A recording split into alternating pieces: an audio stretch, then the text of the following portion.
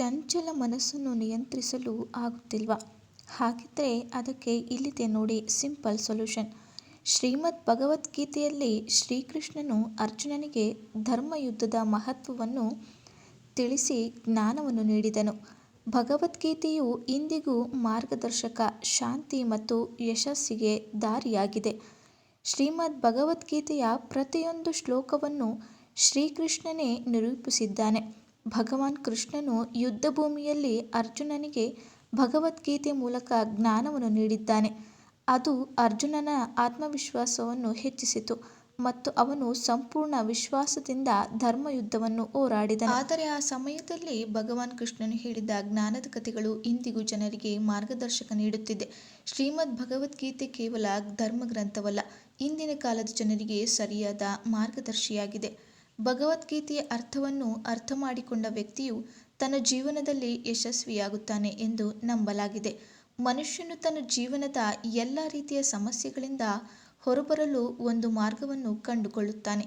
ಅದೇ ಸಮಯದಲ್ಲಿ ಮನಸ್ಸು ಯಾವಾಗಲೂ ತೊಂದರೆಗೀಡಾಗಿರುವ, ಚಂಚಲ ಅಥವಾ ಯಾವಾಗಲೂ ಒಂದು ರೀತಿಯ ಭಯದಿಂದ ಬಳಲುತ್ತಿರುವ ಮತ್ತು ಮನಸ್ಸಿನ ಶಾಂತಿಯನ್ನು ಬಯಸುವ ಜನರು ಗೀತೆಯನ್ನು ಪಠಿಸಿ ಎಂದು ಜ್ಯೋತಿಷ್ಯಶಾಸ್ತ್ರ ಹೇಳುತ್ತದೆ.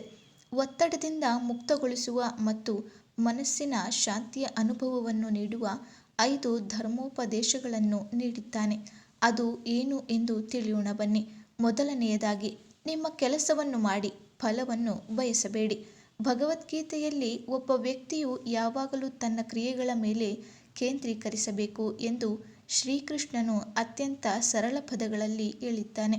ತನ್ನ ಕೆಲಸದ ಪರಿಣಾಮವನ್ನು ನೋಡದೆ ಮಾಡಬೇಕು, ಏಕೆಂದರೆ ನಾವು ನಮ್ಮ ಕೆಲಸವನ್ನು ನಿಸ್ವಾರ್ಥವಾಗಿ ಮಾಡಿದಾಗ ಮತ್ತು ಪರಿಣಾಮಗಳ ಬಗ್ಗೆ ಚಿಂತಿಸದಿದ್ದಾಗ ನಾವು ವಿಫಲರಾಗುವ ಭಯವಿಲ್ಲ ಮತ್ತು ನಾವು ಶಾಂತ ಮನಸ್ಸಿನಿಂದ ನಮ್ಮ ಕೆಲಸವನ್ನು ಮಾಡುತ್ತೇವೆ.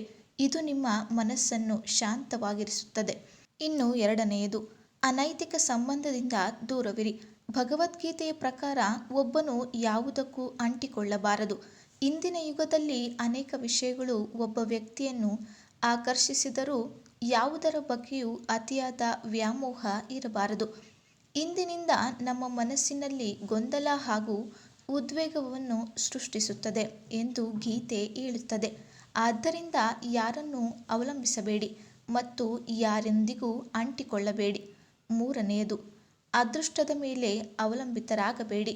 ಮನುಷ್ಯನು ಎಂದಿಗೂ ತನ್ನ ಅದೃಷ್ಟದ ಮೇಲೆ ಅವಲಂಬಿತನಾಗಬಾರದು ಎಂದು ಶ್ರೀಕೃಷ್ಣನು ಗೀತೆಯಲ್ಲಿ ಸಂದೇಶವನ್ನು ನೀಡಿದ್ದಾನೆ.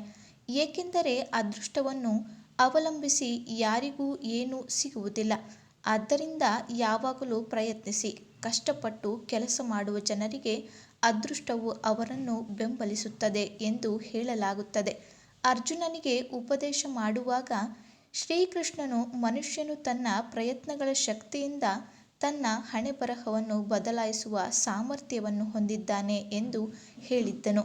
ಆದ್ದರಿಂದ ಪ್ರಯತ್ನಿಸಲು ಎಂದಿಗೂ ಹಿಂಜರಿಯಬೇಡಿ. ನಾಲ್ಕನೆಯದು, ಬುದ್ಧಿವಂತಿಕೆ ಮತ್ತು ವಿವೇಚನೆಯಿಂದ ವರ್ತಿಸಿ. ಭಗವದ್ಗೀತೆಯ ಪ್ರಕಾರ ಒಬ್ಬರು ಎಲ್ಲವನ್ನೂ ಬುದ್ಧಿವಂತಿಕೆ ಮತ್ತು ವಿವೇಚನೆಯಿಂದ ಮಾಡಬೇಕು. ಇದನ್ನು ಮಾಡುವುದರಿಂದ ಅವನು ತನ್ನ ಕೆಲಸದಲ್ಲಿ ಯಶಸ್ವಿಯಾಗುವುದಲ್ಲದೆ, ಮೊದಲು ಕೆಲಸ ಮಾಡುವುದರಿಂದ ಮಾನಸಿಕ ಪ್ರಕ್ಷುಬ್ಧತೆ ಉಂಟಾಗುವುದಿಲ್ಲ. ಬುದ್ಧಿ ಮತ್ತು ಆತ್ಮಸಾಕ್ಷಿಯಿಂದ ಮಾಡಿದ ಕೆಲಸವು ಯಶಸ್ವಿಯಾಗುತ್ತದೆ ಮತ್ತು ಅದು ಮನಸ್ಸಿನ ಶಾಂತಿಯನ್ನು ಸಹ ನೀಡುತ್ತದೆ. ಇನ್ನು ಐದನೆಯದು, ಚಿಂತೆಯನ್ನು ಬಿಟ್ಟುಬಿಡಿ.